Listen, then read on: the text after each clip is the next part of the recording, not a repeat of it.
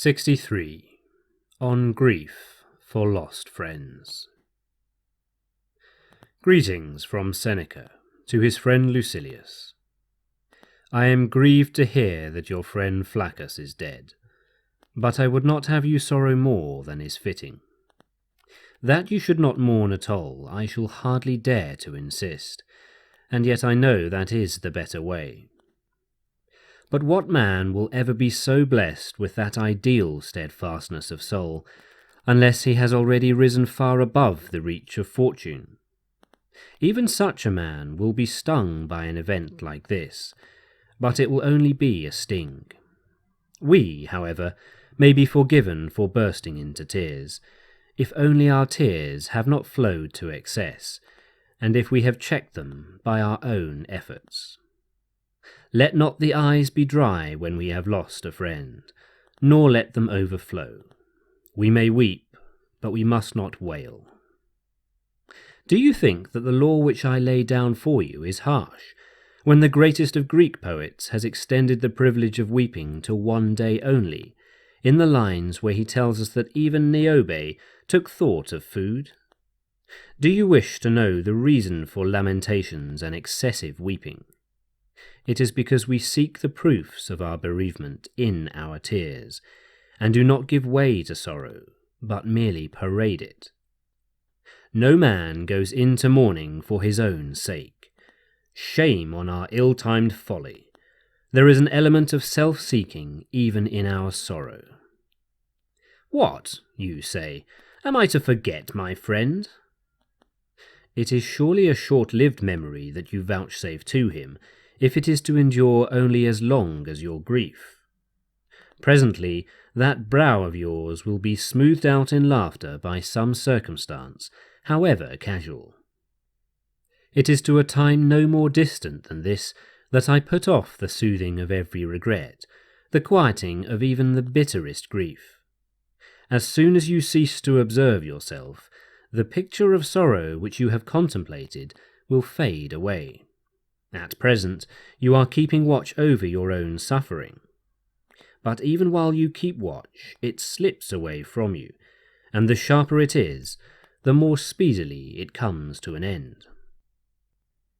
Let us see to it that the recollection of those whom we have lost becomes a pleasant memory to us.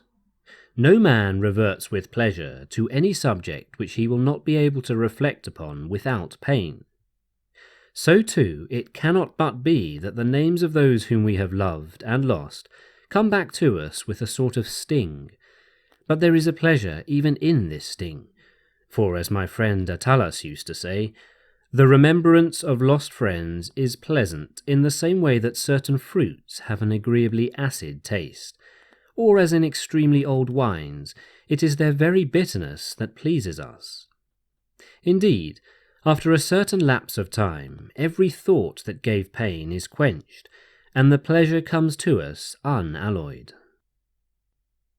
If we take the word of Attalus for it, to think of friends who are alive and well is like enjoying a meal of cakes and honey.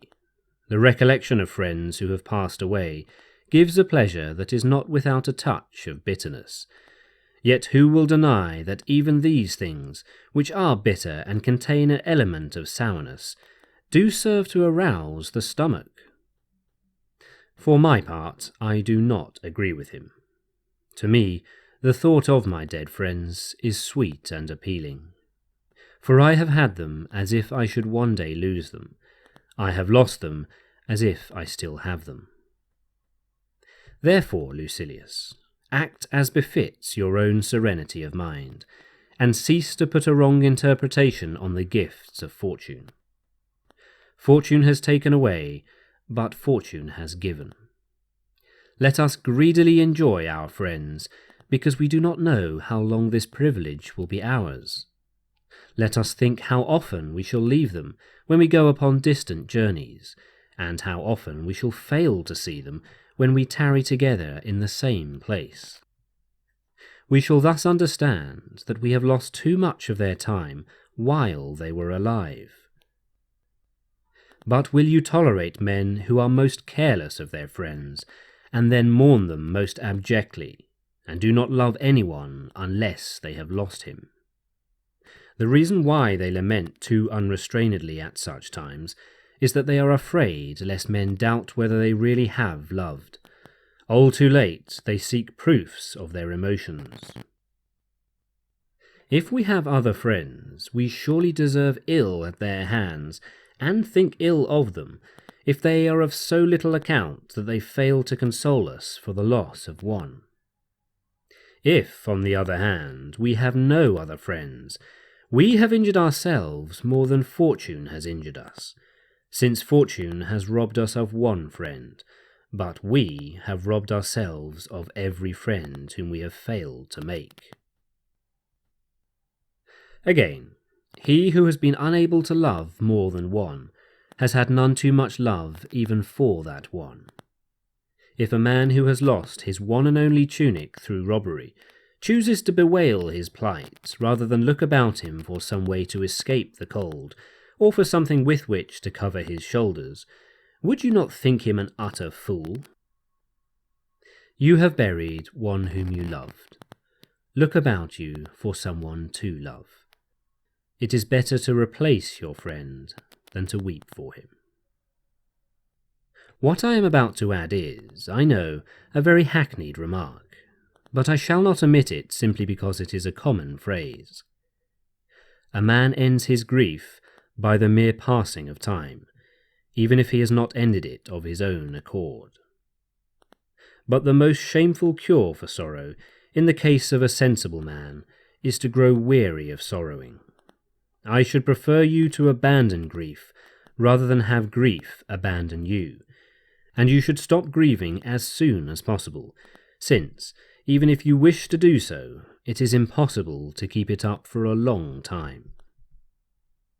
Our forefathers have enacted that, in the case of women, a year should be the limit for mourning, not that they needed to mourn for so long, but that they should mourn no longer. In the case of men, no rules are laid down, because to mourn at all is not regarded as honourable. For all that, what woman can you show me of all the pathetic females that could scarcely be dragged away from the funeral pyre or torn from the corpse, whose tears have lasted a whole month? Nothing becomes offensive so quickly as grief. When fresh, it finds someone to console it, and attracts one or another to itself. But after becoming chronic, it is ridiculed, and rightly, for it is either assumed or foolish. He who writes these words to you is none other than I, who wept so excessively for my dear friend Aeneas Serenus that, in spite of my wishes, I must be included among the examples of men who have been overcome by grief. Today, however, I condemn this act of mine, and I understand that the reason why I lamented so greatly was chiefly that I had never imagined it possible for his death to precede mine. The only thought which occurred to my mind was that he was the younger, and much younger too, as if the fates kept to the order of our ages. Therefore, let us continually think as much about our own mortality as about that of all those we love. In former days I ought to have said, "My friend Serenus is younger than I, but what does that matter? He would naturally die after me, but he may precede me." It was just because I did not do this that I was unprepared when fortune dealt me the sudden blow. Now is the time for you to reflect, not only that all things are mortal, but also that their mortality is subject to no fixed law. Whatever can happen at any time can happen today. Let us therefore reflect, my beloved Lucilius, that we shall soon come to the goal which this friend, to our own sorrow, has reached. And perhaps, if only the tale told by wise men is true, and there is a bourne to welcome us, then he whom we think we have lost has only been sent on ahead. Farewell.